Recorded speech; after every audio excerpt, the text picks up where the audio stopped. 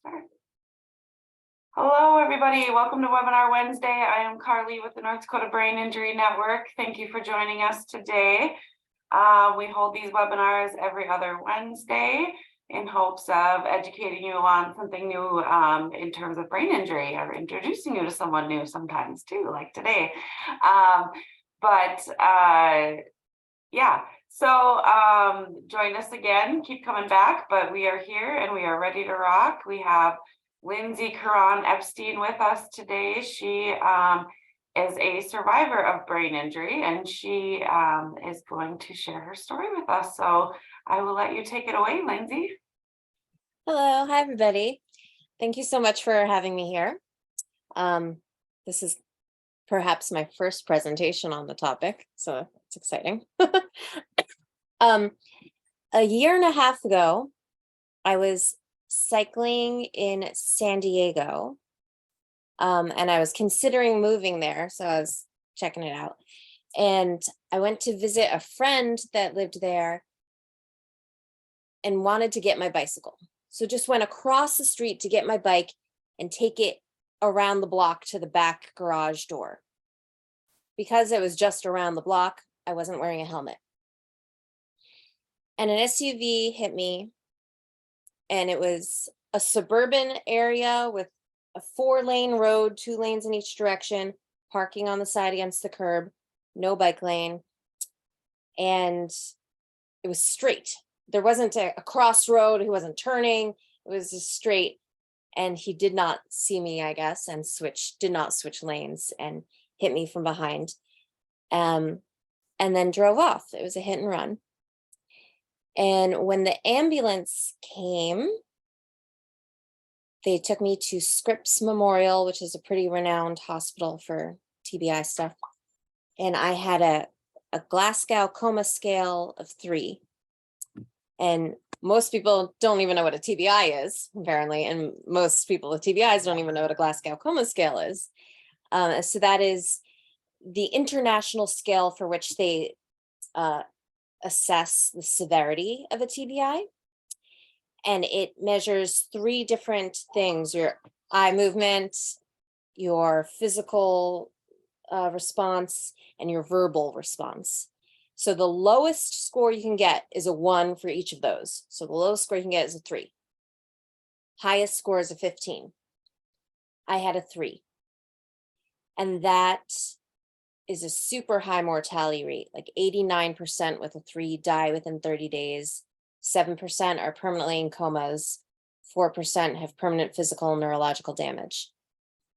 So the doctors informed my parents I would not survive. And I was in a coma for several weeks. And then I had multiple brain surgeries. And at some point, even though I had to relearn to speak, talk, walk, dress, recognize my family. And despite the fact that I wasn't really functional, my parents noticed I was declining. And they were concerned. And they told doctors, and they were like, don't worry about it. TBI recovery is ups and downs. And my parents were like, well, can we get a CT scan? They're like, no, she's had enough CT scans. So my parents are awesome advocates, and most people don't have such awesome advocates, which is a shame. And there should be internal advocates, but I don't know if there is. So my parents got an external opinion. They went to an outside neuro doc and were told that yes, demand a CT scan. So they did. They had to go to supervisors to demand one. And the Scripps staff was like, okay, I guess. And then they saw I had hydrocephalus, severe hydrocephalus. And so an hour later, a neurosurgeon gave me a VP shunt, which is a pipe that goes from your skull down to your pelvis. Okay, what's hydrocephalus? Most people don't know. It's more rare than TBI. So we all have liquid in our brains, cerebral spinal fluid, and it naturally drains. If it stops naturally draining, that's hydrocephalus. And your skull doesn't change shape, so to make room for the extra liquid, your brain will shrink. So it can be fatal if it's not recognized quick enough. So then the neurosurgeon was like, why didn't we know about this like weeks ago? This is severe. It's been going on for a long time. So now for life, I have this VP shunt, goes from my brain to my pelvis to remove the extra liquid. And it's on the lowest setting. And weird thing about shunts is they, some of them are programmable.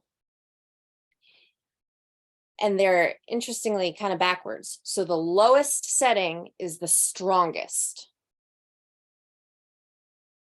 So I'm at the lowest setting, which is the strongest, and it can decrease, like it's a progressive disease. So most hydrocephalus, I'm just learning about this stuff. Most hydrocephalus gets worse. Mine cannot get worse because it's already at the lowest. It's already at the most severe. So now I have to get a CT scan maybe once a year to assess if it's still working. But I don't know because I don't have a pamphlet that says here's all the things you're supposed to do and how often you're supposed to see a doctor. And I'm just trying to figure this all out. I was in the hospital for 5 months. When I was discharged from the hospital, which was last September 2021, the doctor said I would always need a wheelchair and I'd always be on feeding tubes and I would need an at-home nurse. Fortunately, not accurate. And I very quickly started to heal. And I'm hoping to find a neuroscientist who wants to research why the heck I've done so uncommonly well so that we can help other people. But from my perspective, I was very healthy and athletic and vegetarian most of my life. And maybe that helped.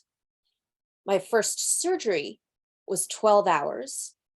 That's uncommon because most people can't stay in under anesthesia that long. So it should have been 4 3-hour surgeries. Instead, it was a 1 12-hour surgery, and my kidneys and lungs were able to stay surviving. And then also, because I've always been athletic, I've always been drawn to stairs. If there's escalators and an elevator, I take the stairs. And when I first got out of the hospital, I was like, oh, when I took the stairs, it was pretty scary. But I just kept taking them, and I think that helped with my healing as well. And now I am back to independent living, which is also pretty rare. So this happened to me. I was hit by that SUV in April 19th of 2021. Discharged September 2021. I've returned to independent living like in August this year. And perhaps I went to Europe for the first time and had 2 months traveling around Europe. And I live on a boat in Seattle, Washington. And that's cool. And I'm just starting to, like, I just got back to Seattle because my family is in Florida.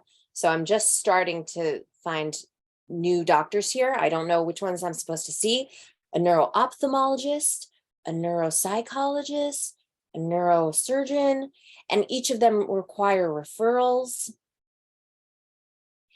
And as I call them, their next appointment is 6 months out.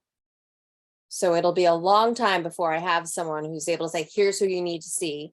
We'll get you more referrals. You can make new appointments. And also I had LASIK surgery 5 years ago, and then I suddenly didn't need glasses anymore. And then when the car hit me, I broke all my eye sockets and they thought I'd be blind, but I'm not, but I need glasses now.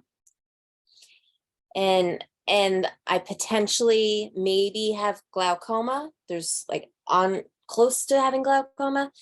And theoretically, that is something that can occur with a head trauma, maybe. So now I have to see a neuro-ophthalmologist who knows that and can assess if this is on the verge of glaucoma or if it's because of the broken things. Yeah. And then the dude who hit me, the hit and run driver, was found. because this awesome, incredible woman saw the vehicle and thought it looked suspicious because my body messed up that SUV. And so because she's so smart, she started Googling, and she found that they were looking for a hit and run driver in her neighborhood. So she called Crime Stoppers, and the dude, who happened to be her neighbor, said he wasn't driving. A friend borrowed his car. So he lied for 8 months, and she had to live next door to this man that she thought was a murderer, because everyone kind of thought I was dead. And then eventually his lawyer died like a week before he was supposed to go to trial. And he got a new lawyer, and they're like, the evidence is too strong. So he changed his plea to guilty. And the criminal trial just ended like a month ago. So the district attorney in San Diego had taken him to court. And this is the most shocking. He is not in jail. He does not have a suspended driver's license. He is on probation. I was in the hospital for 5 months and my bills were over $5 million. They all thought I would die. He is on probation. He is a bar manager at a fancy restaurant, and he's still driving to work. And I don't know why this is happening. Okay, I'm gonna show some pictures now, if I can.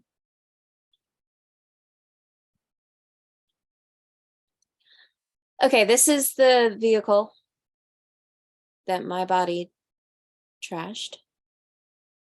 My body dented the hood of that car. I'm pretty little, like I'm 5'1" and 120. My body dented that car and smashed that windshield. You said you weren't wearing a helmet. Was there any evidence that's to suggest if you had a helmet, is it obvious that you wouldn't have had as severe of an injury, or did they ever talk about that, I guess, is my question. It has not been spoken of, but if you Google getting hit by an SUV going more than 40, because these are going over 40, 0% survive that. It doesn't break it down into helmet or no helmet. It just says 0% survive. And that's not what I want to show. And that's me in a CT scan. Yay. And that's my pelvis. Okay, so I heard that I'd had a pinned pelvis. I thought it would be the size of a staple. Negative. And when I first went to get x-rays, the x-ray technician came out and she was like, hey, can you just remove the metal? I'm like, huh? She's like, yeah, I think your skirt is pinned on. I'm like, nope. And then I saw that. So that is like a 6-inch wide screw permanently holding my pelvis together. And apparently, like, there's something wrong over here. I don't know what, but others have told me, doctors have told me. And then this is a little bit on the messy side. So apparently I'm prone to have arthritis when I'm older. And then there's all this stuff. I don't even know what it is. But I happened to ask the surgeon, what is this? Can you see my cursor? What this? Yes, we can. Yep. That's my shunt. Oh, for the hydrocephalus. I had no idea it went that far down. I didn't even know, like I can feel it in my head. Sure. I can feel it in my neck. I can feel it there. That's as far as I can feel it. It goes all the way down there. Okay. That's it.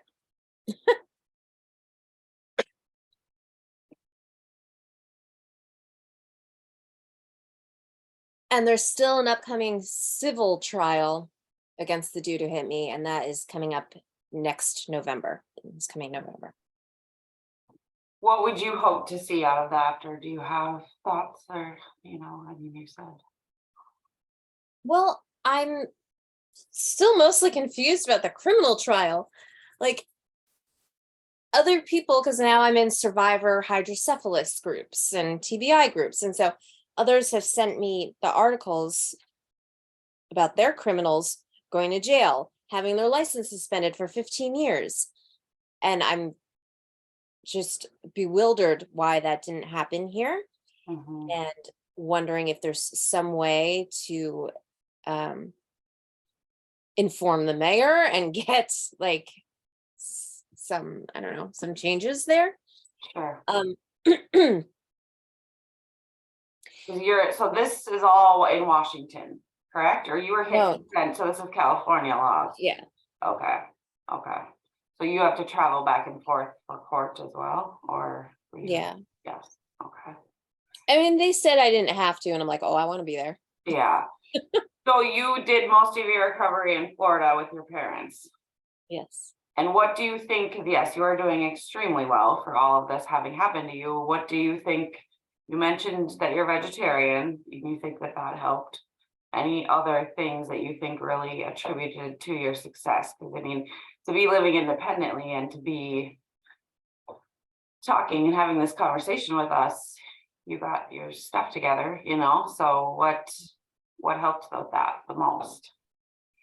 I think neuroplasticity has always been a part of my life. I've moved to 10 cities by myself. I've visited 20 countries by myself. I've started businesses and nonprofits by myself. And I think that most people are like, oh God, that's scary and different. And I'm like, oh, it's scary and different. I'll try. So possibly if this part of my brain was damaged, this part was like, oh, let's see what we can do. Yeah. And then being healthy, I think we're all informed that we could be fit to look sexy, and like, well, what if being fit enables you to live longer and enables you to heal faster? Talk to me about support groups. You said you go to support groups. How do you think that's impacted your recovery? I think, I mean, we were all very concerned about the brain injury. So I got involved in brain injury groups. It was only 6 months ago that I got that x-ray of my pelvis. Like I had no idea that there was this huge pin thing, and apparently that's a big deal. And then I just started like a month ago getting involved in hydrocephalus support groups. I'm like, whoa, and I'm reading, I mean, I was in a coma and I have no memory of 4 months. And all these people are saying what their symptoms are and what their challenges are, what things they're trying for healing and getting healthy. And I'm like, oh my gosh, I had no idea it was so severe or what the impacts were. And so I'm able to learn what I should look out for. I'm like, how do I know if it gets worse? Like, what would be the signs that, so I'm seeing other people's symptoms and learn a lot there. And then I'm reading of all their attempts at healing. And I'm like, okay, those things work, or at least I know what conversations to start having with doctors whenever I have doctors again. Yeah. And so just like yesterday, I signed up for some hypothyroid support groups because I don't know anything about hypothyroid. So there's a lot to learn. And all of this is a very full-time job. I'm a very busy, unemployed person. And I have, I applied, I worked for an amazing company before, and somehow I have long-term disability through them. And I applied for SSI disability, but was denied. Apparently that's true for everyone, but I'm like, yes, always reapply. I'm like, wait. I think 80% of first-time applicants are denied. Just like, how can I possibly yeah. hospital for 5 months, $5 million? They thought I was going to die. I'm denied. Okay. because my long-term disability company is awesome, they hired a lawyer, and so they applied for a new decision and was denied and reapplied, so that now I've been accepted to have a hearing. So my disability hearing is coming up at some point. Apparently they're going to contact me and let me know when. And my insurance, because now I'm on Cobra insurance, and that runs out in April, unless you're already approved by SSI disability, which isn't going to happen in time. So now I have to figure out, like, can I extend everything is so behind, maybe because of COVID. Like, a trial is like 2 years after the dude hit me, and this whole disability thing is easily 2 years after. Are they aware that this is so behind? Can I get the Cobra extended? There's also some free healthcare option in Washington. Will that give me the same benefits, same kind of coverage? I don't know. How do I figure this out? There's a lot to figure out on your own. All these different support groups, all these different doctors I'm supposed to see, all these awesome speaking opportunities that I want to get further into, that I have to figure all this out. Yeah. And I had a friend in a TBI support group, and she logged all of the doctor's appointments she had this year or last year. And it was like 147 doctor's appointments in a year in 3 different states. Like, she logged it in this way that's like, it is a full-time job to not have a job, but be disabled of some variety. Yes, and I think that's very true, state to state, no matter where you live, that all those barriers that survivors have to encounter, right? And all those resources they need to use. Have you ever utilized Washington? It would have a similar to us. I believe they would be like an alliance or a brain injury association of Washington. Have you ever contacted them, and how did that go? There is the Brain Injury Association of Washington. They had their funding cut in half this past year, so they're struggling. I did go to a meetup with them a couple weeks ago, and this kind of keeps happening. Like, the other survivors are not nearly as healed as I am, and sometimes you're like, did you always lisp, or is it because of the brain injury? You know, have you always stuttered, or is it because and you don't know. And so as I'm in all these recovery groups, yes, I'm learning a lot, but I'm also like, I don't really fit in here. And some in the Brain Injury Washington group, they're younger, they're kind of punk, you know. Like, I don't really. So do you find virtual ones then? Are the ones you're going to virtual, or? Yeah. Okay. Yeah. Okay. I go to the Brain Injury Alliance of New Jersey. They have a monthly meetup where we all speak like this, and that's fantastic. When I was in Florida, there is no Brain Injury Alliance of Florida anymore. They're trying to get that back off the ground. Apparently there's not one in Oregon, but there's some other brain injury support group thing. Yeah. The Brain Injury Alliance of Washington, there's a woman on the board, and she's like, you need to join the board, get on the board. And the executive director is like, you can come speak at the legislature in Olympia. So when we have legislation that we're trying to, so hopefully I'm getting involved in that. Good, I like to hear that. Yeah. I'm gonna call you out on your bracelet. Tell us about that. Was that a myth? You saw it? Yeah. This is everyone should have. I mean, most of us should have one. This is They my medical should. Tell us bracelet. about yours. What's all on there? If you don't mind. This is about my shunt. Okay. So it has my name, Strata 2 VP shunt, Medtronic ADJ valve. Okay, so it's information that they would need at the emergency room or something. Yeah. Okay. Set at 0.5 NKA, and I don't know what most of those letters mean, and I need to Google that. And then Good. it has in case of emergency phone numbers on it. Perfect. At NDBIN, we are actually rolling out a new ID card. We've always had, like handwritten ID cards we hand out and people can handwrite in. And so we are rolling out, it should be coming very soon to our page where you'll be able to go on and request a card, and that will be mailed to you and like laminated and just look a little nicer. Do you utilize a card like that at all, or have you ever needed to? Or I don't. okay, other than the bracelet you use? Okay. Yeah. Okay. And I think this is like, I don't know what I'm talking about, but like if you're in the hospital and looking through your wallet to find the card, or are Right. they looking at what's on you?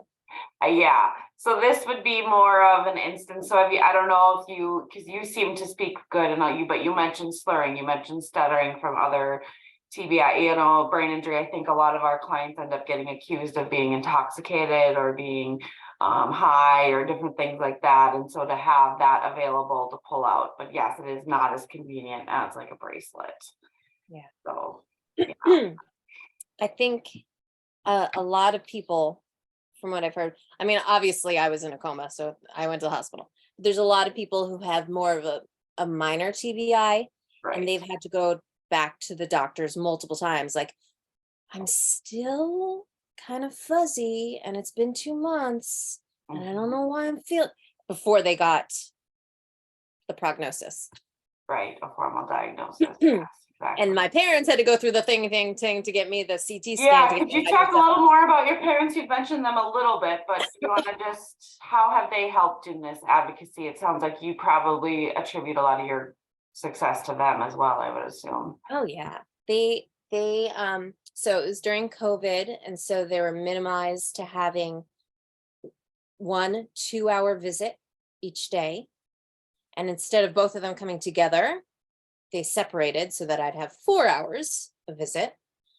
And even though I was in a coma, they were singing to me, they were playing music, they were reading poetry, they read Shakespeare, they're playing Mozart.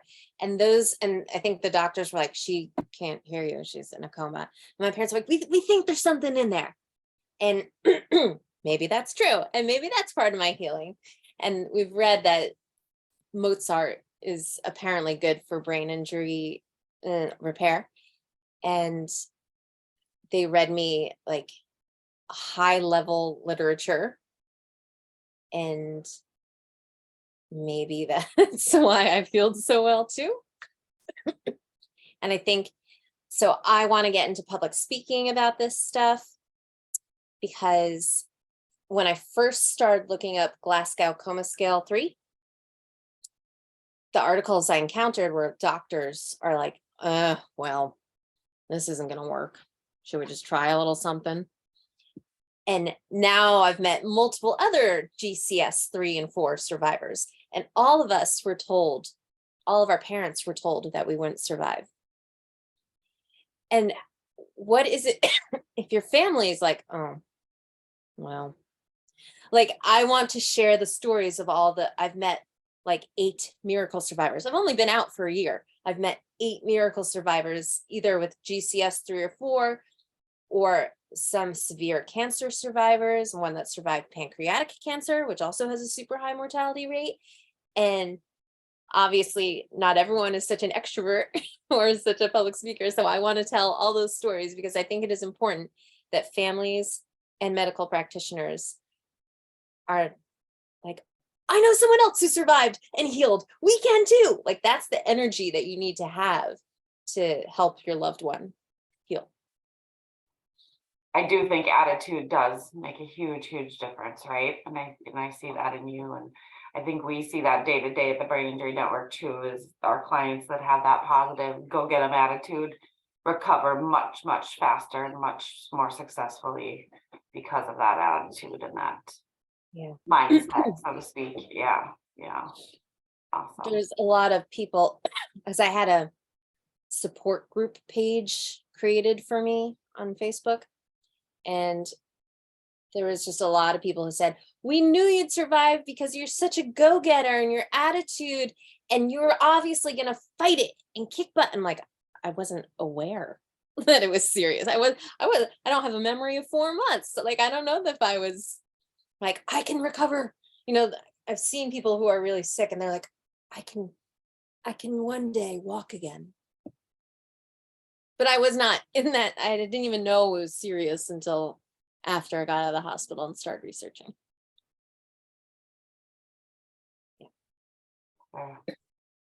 I've been asking her a lot of questions. Do any of our guests on?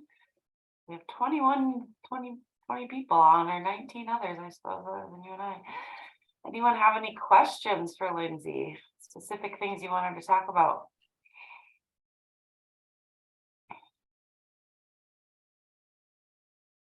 You can type in the chat. You can come off of mute.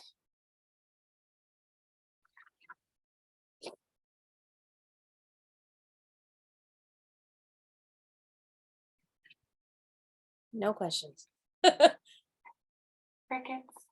Are my crickets? Bueller.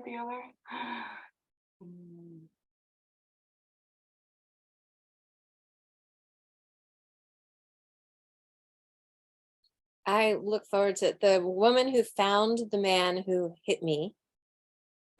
She now lives in Brazil, and I can't wait to go visit her and give her a hug. And she found me online because I don't know how she found me online. She found me online and she's following me on Facebook now, and that's just amazing. And I had a bunch of media that published about me when I was first injured. And there was San Diego media, but there was also the bicycle blog in Seattle, and the bicycle blog in Portland. And when the bicycle blog in Portland did a 1-year follow-up article, someone posted that on the sport group page, and the woman who found the dude who hit me, she posted and commented on it and posted. I was like, oh my God. That was the first time I realized we were connected. And the first time I saw the photos of the vehicle that hit me. Takes a village. Definitely. I'm throwing some of your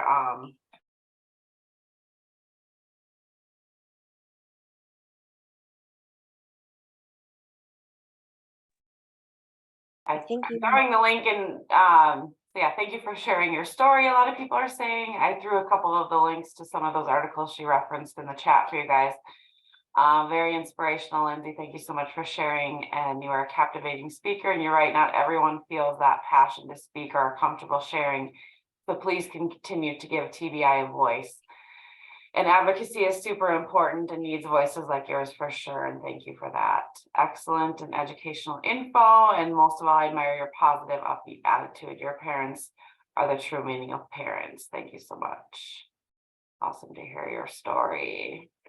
Someone asked, what type of medications are you taking? Are you comfortable talking about that a little bit? Yeah. Or you don't have to? Apparently I'm on minimal, which is good because I prefer to not be on any, but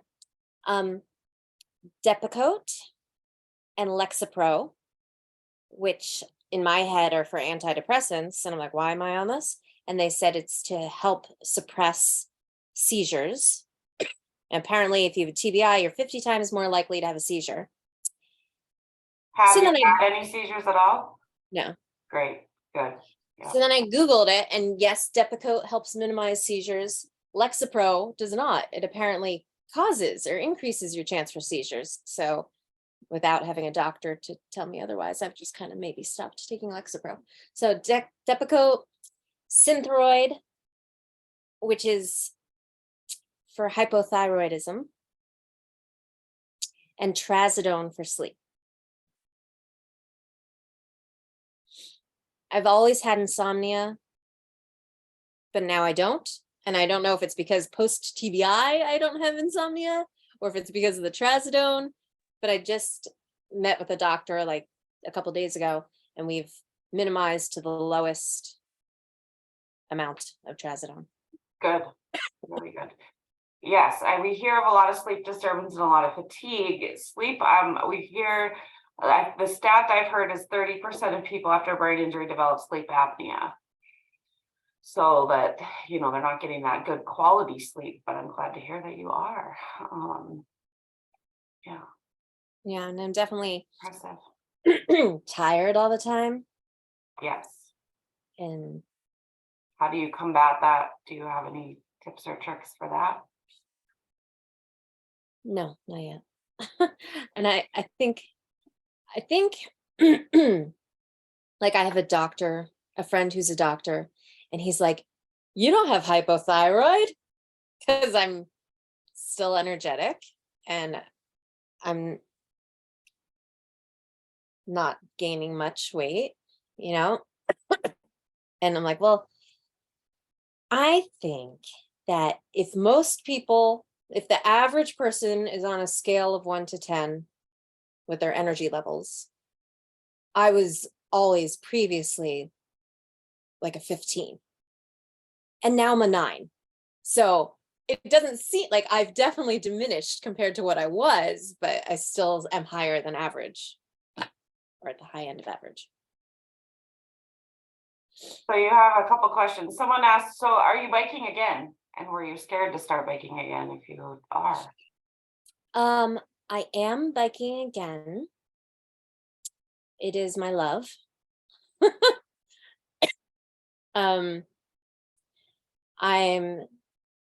definitely scared. I mean, I'm scared walking down the street, crossing a sidewalk. I'm like, everyone see me? Do you see me? And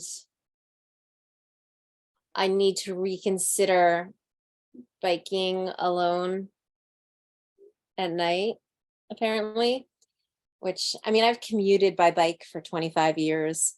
I have gone on multiple multi-day bike tours in various countries.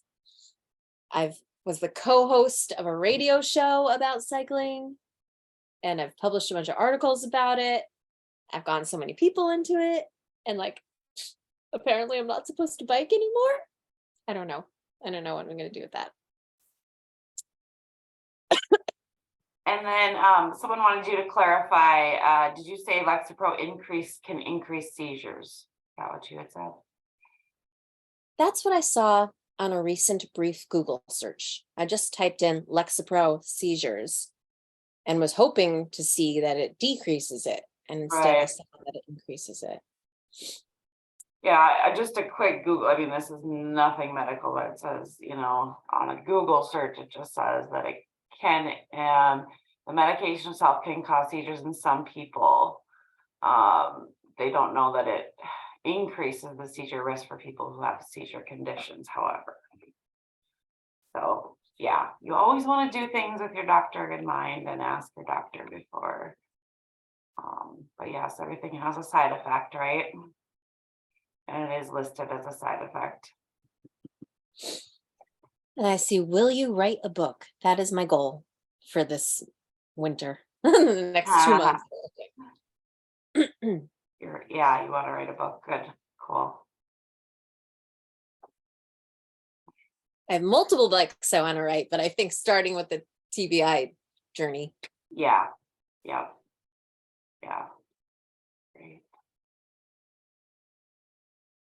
All right. Anyone else have any other questions for Lindsay? I just love that you live on a boat. That's awesome. We can't live on boats here. We'd be frozen. We'd be stuck solid for 9 months of the year in the winter. Yeah. Cool. Water doesn't freeze here because it don't get that cold. No, right. But I wake up with like ducks quacking out my window every morning. Fun. Or crew boats going by and very nice. Awesome. Well, thank you, Lindsay. You're so brave to share your story, and you're inspiring.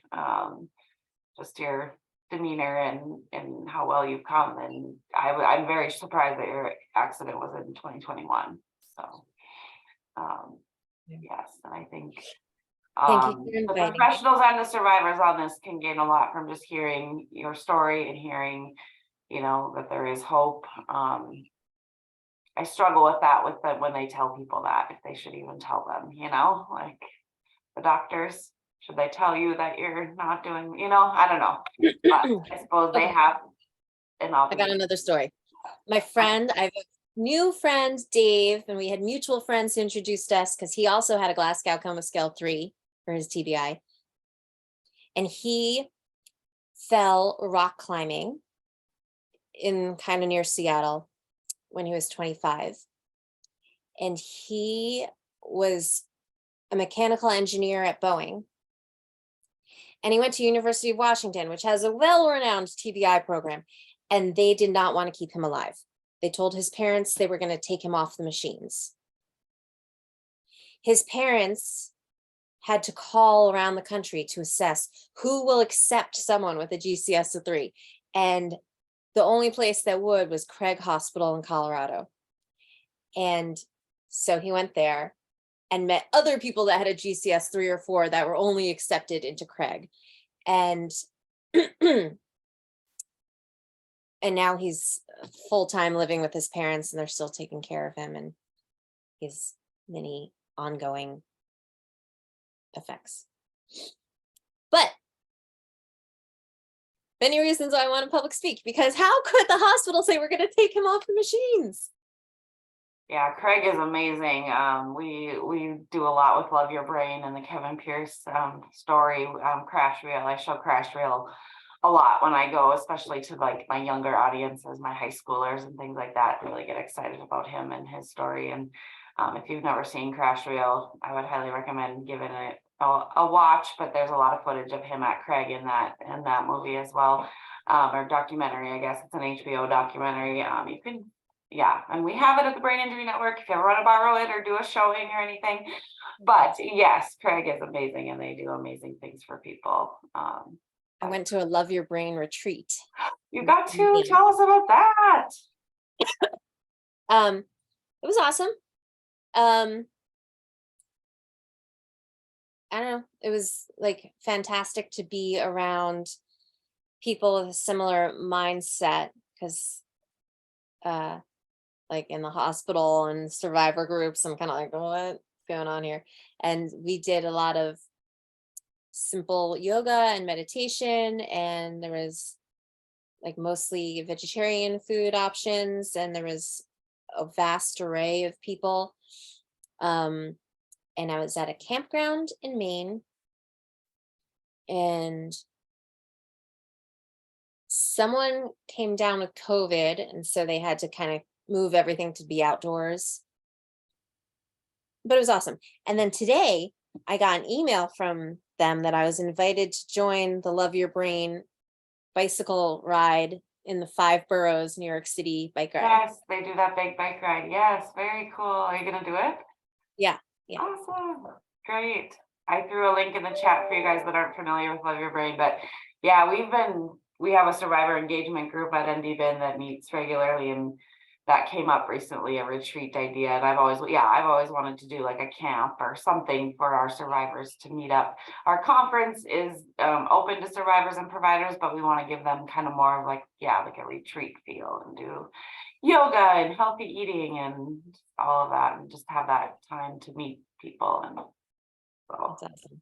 love it. Love Your Brain also does online stuff. You can join an online yoga and meditation community group stuff. Yes, we have had them do, they have done several Web Wednesdays for us, and they've spoken at our concussion symposium and our Mind Manners conference too. So yeah, great organization.